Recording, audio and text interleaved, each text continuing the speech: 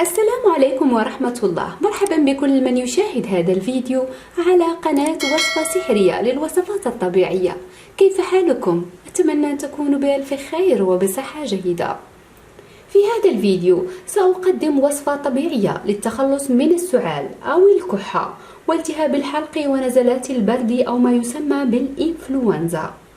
التهاب الحلق والإنفلونزا يصاب به العديد من الناس في هذا الفصل بالذات، أي في الشتاء، لأن درجة الحرارة تنزل ويسهل الإصابة بالإنفلونزا. في بعض المرات يكون السعال والكحة شديدين جدا وخاصة في الليل، وسعال حاد وجاف كذلك. إذا كنتم تعانون من هذا المشكل وتريدون علاج سريع وفعال وطبيعي، عندي لكم الحل. تابعوا فقط الفيديو للآخر. إذن لعلاج السعال والقضاء على البلغم سوف نصنع دواء طبيعي 100% وبمكونات موجودة في كل مطبخ. والمكون الرئيسي الذي سوف نحتاج إنه الثوم.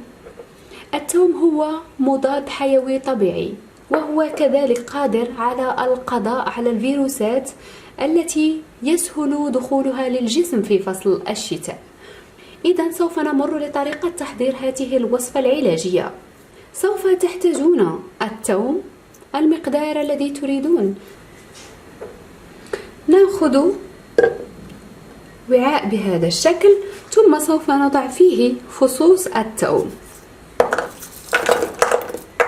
بهذا الشكل كما ترون، ثم سوف نضيف زيت الزيتون بهذا الشكل كما ترون، مقدار قليل، ملعقة كبيرة كافية. ثم سوف نضيف القليل فقط من الملح بهذا الشكل، القليل فقط، ربع ملعقة صغيرة.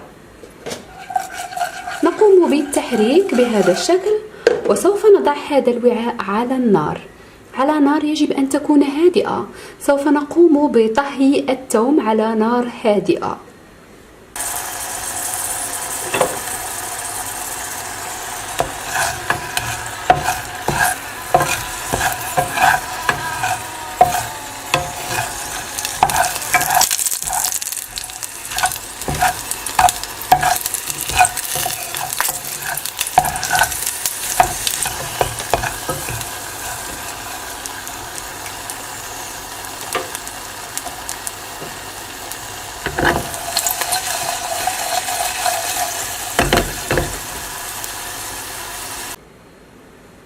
إذن بعدما قمنا بقلي الثوم في زيت الزيتون والقليل من الملح على نار هادئة كما قلت، يصبح بهذا الشكل كما ترون. الآن سوف نزيله من هذا الزيت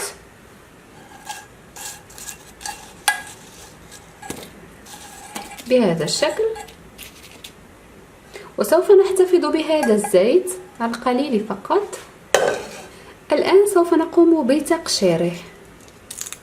سوف نزيل القشر، وسنحصل على الثوم يكون بهذا الشكل مستوي وناضج. سوف نضعه في هذا الوعاء الإضافي. نستمر في تقشير كل الثوم.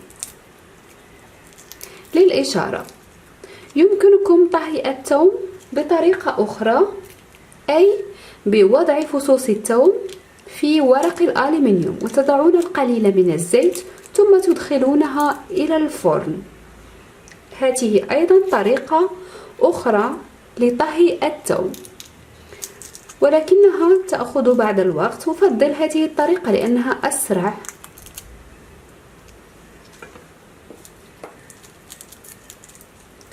إذن سوف أتمم كما قلت لكم تقشير الثوم المقلي، وسوف نتمم الوصفة طبعا معا. إذن كما قلت لكم نحصل على الثوم يكون بهذا الشكل مقلي. الآن ما سوف نقوم به، سوف نأخذ العسل، عسل النحل. سوف نأخذ بهذا الشكل مقدار ملعقة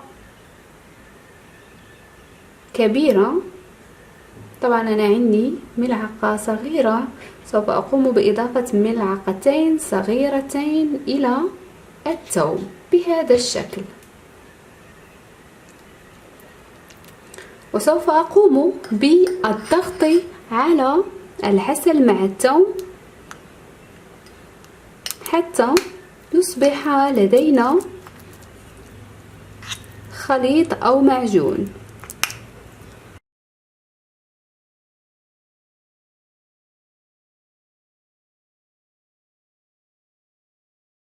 وسوف نضيف ذلك الزيت، زيت الزيتون الذي قمنا بقلي الثوم فيه بهذا الشكل.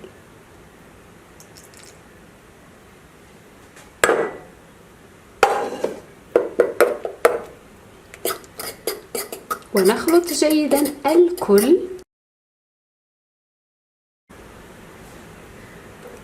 ونحصل على هذه الخلطة وهذا العلاج الطبيعي السحري للسعال يكون بهذا الشكل. وطريقة استعمال هذا العلاج: يجب تناول هذا العلاج عدة مرات في اليوم، من 3 إلى 4 مرات تتناولونه يوميا، وصدقوني من الاستعمال الأول سوف تلحظون الفرق. السعال سوف يقل مبدئيا، وستحسون براحة وارتياح في الجعب التنفسية. بعدها سيختفي السعال تماما، وستحسون بالنشاط والحيوية، وأن التعب والإرهاق قد زال تماما. وأنصحكم أن تخصصوا ملعقة كبيرة من هذا العلاج قبل النوم، لأنها تعمل على تهدئة الكحة والسعال الليلي الحاد.